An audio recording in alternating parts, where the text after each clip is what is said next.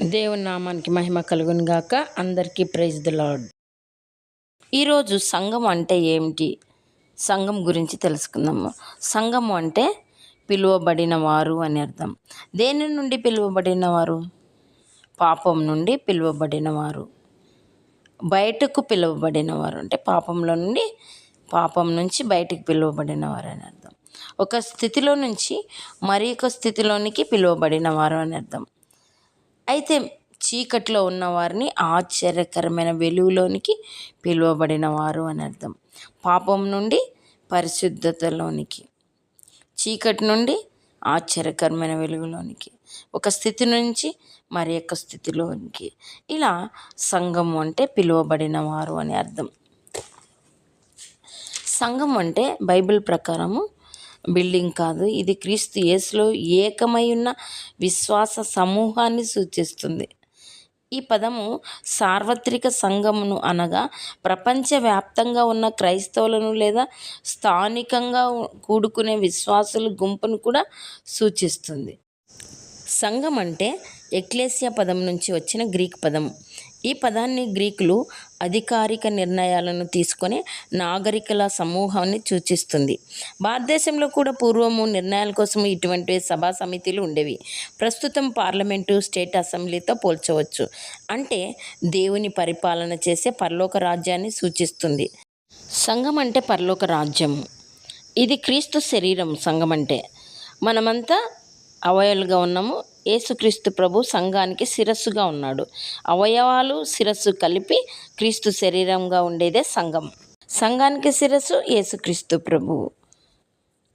ఆయన మనలను తండ్రి అయిన దేవునికి యాజకులుగా చేశానని ఉంది ప్రకటన 1:6.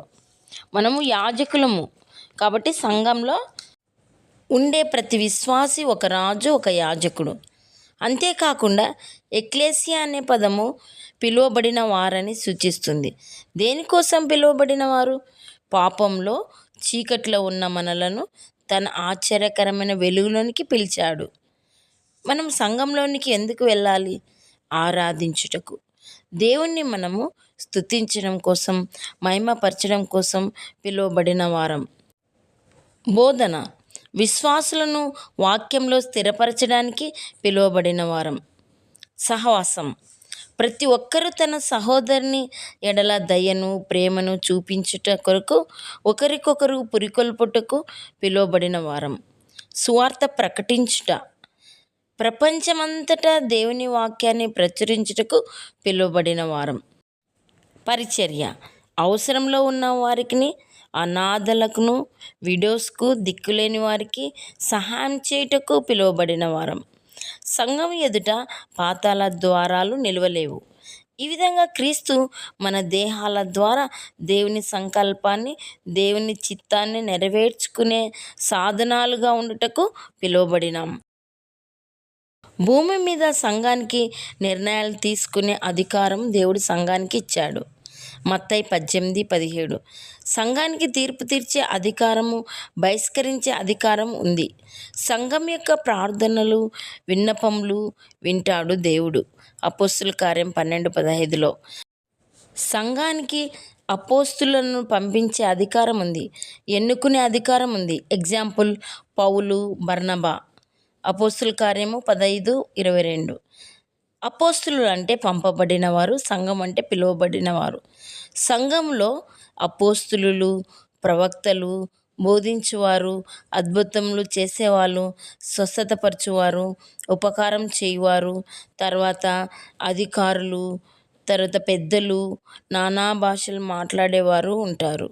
1 కొరింథీ 12:28. దేవుడు సంఘం కోసము దేవుని ఆత్మ పంపించాడు. దేవుని మందిరం అనగా జీవము గల దేవుని సంఘము అనే అర్థం. పరలోకమందు వ్రాయబడి ఉన్న జ్యేష్ఠుల సంఘమునకు దేవుని ద్వారా పుట్టిన వారికి అని అర్థం. సంఘం ప్రారంభమైంది.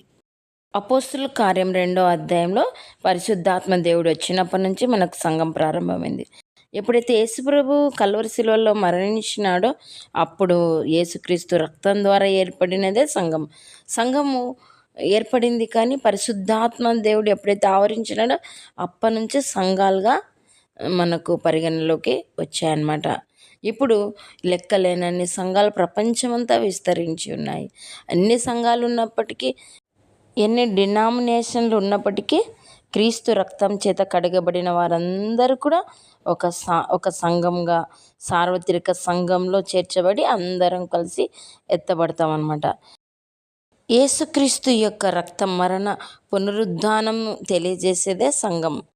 సంఘం ఎదుట పాతాళ ద్వారాలు నిలవలేవు అంటే, సంఘంలో చేర్చబడిన ప్రతి నీతిమంతుడు కూడా మరణిస్తే డైరెక్ట్ పాతాళానికి వెళ్ళలేమన్నమాట. ఇంతకుముందు యేసుప్రభు మరణించకముందు అందరు చనిపోయిన వాళ్ళు నీతిమంతులైనప్పటికీ పాతాళానికి వెళ్ళేవాళ్ళు. ఎప్పుడైతే యేసుక్రీస్తు ప్రభు కల్వరి శిలువలో మరణించి సమాధి చేయబడి 3వ దినమున పునరుద్ధానుడిగా లేచిన తర్వాత పాతాళంలో ఉన్న నీతిమంతులు, రెండో దొంగ అందరూ కూడా పరదేశులకు చేర్చబడ్డారు. సంఘంలో నీతిమంతులు ఎవరైనా చనిపోయిన ఎడల వాళ్ళు పాతాళానికి వెళ్ళలేరు. యేసుప్రభు మరణం తర్వాత డైరెక్ట్ పరదేశికి వెళ్తారు. అలా సంఘం ముందు పాతాళ ద్వారాలు కూడా నిలవలేవు. సంఘంలో ప్రార్థన చేసేటప్పుడు వేటి కొరకు ప్రార్థిస్తామో వాటిని బంధించిన ఎడల పరలోకంలో కూడా బంధించబడతాయి. వేటిని విప్పుతామో పరలోకంలో కూడా విప్పబడతాయి అన్నమాట. ఇలా సంఘానికి అంత అధికారం ఉంది. సంఘం అంటే పాపంలో నుండి పిలువబడిన వారని అర్థం. దేవుడు ఈ మాటలను దీవించును గాక. ఆమెన్.